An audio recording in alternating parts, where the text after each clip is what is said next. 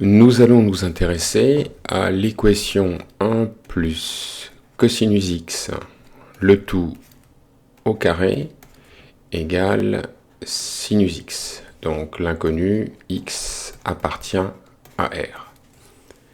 Donc comme les fonctions cosinus et sinus sont deux pi périodiques, je peux toujours me limiter à rechercher les solutions x appartenant à l'intervalle 0, 2pi. Maintenant, on remarque que le membre de gauche de l'équation est le carré d'un nombre réel, donc c'est un nombre positif ou nul, et il en résulte donc qu'il en est de même du membre de droite. Par conséquent, si x est solution, j'ai sinus x qui est positif ou nul. Et par conséquent, j'en déduis que x appartient à l'intervalle 0, pi. Maintenant, l'idée pour résoudre l'équation est relativement simple. Elle se base sur la relation fondamentale suivante, cosinus carré plus sinus carré, eh bien ça vaut 1. Donc plutôt que de calculer sinus et de dire que c'est plus ou moins racine carrée de 1 moins cosinus carré, ce qui va m'obliger à discuter suivant le plus ou moins et introduire une racine carrée, il est plus simple dans l'équation initiale d'élever au carré pour faire apparaître un sinus carré à droite. Donc qu'est-ce que j'obtiens? En élevant au carré à gauche, ça devient 1 plus cosinus x à la puissance 4 est égal à donc sinus carré x. Et là, donc, on va pouvoir remplacer, grâce à la relation précédente, sinus carré par 1 moins cosinus carré x. À partir de là, je vais faire un changement d'inconnu. Je vais appeler grand X cosinus x. Et puis, dans ces conditions, mon équation se réécrit 1 plus grand X puissance 4 est égal à 1 moins x2 que je lis ici. Je vais tout basculer à gauche, ça me donne 1 plus x puissance 4 moins 1 moins x2 égale 0. Et je vais chercher à factoriser, en fait j'ai un polynôme de degré 4. Alors je vois tout de suite ici le 1 moins x2 qui va pouvoir se factoriser en 1 moins x facteur de 1 plus x. Et puis dans le terme de gauche j'ai 1 plus x. Donc je vais pouvoir factoriser de la manière suivante. Donc je factorise par 1 plus x, facteur de 1 plus x au cube, moins 1 moins x, qui vaut donc 0. Donc on va développer le crochet.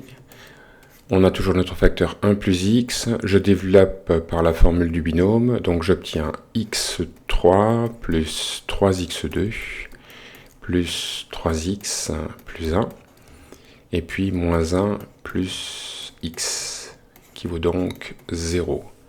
Et puis je réduis, ça fait 1 plus x facteur de donc x3 plus 3x2. Les x, j'en obtiens 4, donc plus 4x, et puis les constantes s'éliminent, qui vaut donc 0. Donc à cause des constantes qui s'éliminent, je vois que je peux factoriser par x, et je vais donc avoir un trinôme du second degré, et par conséquent, je vais pouvoir calculer les solutions.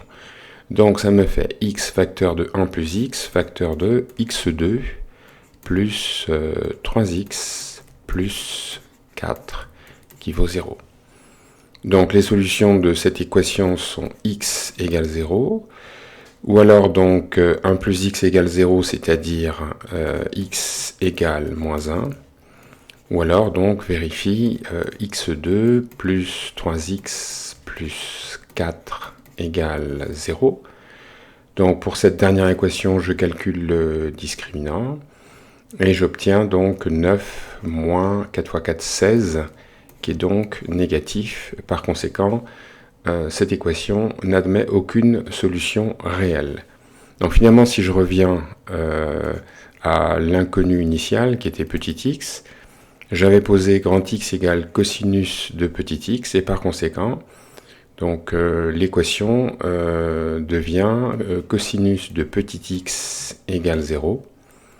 ou alors cosinus de petit x égale moins 1.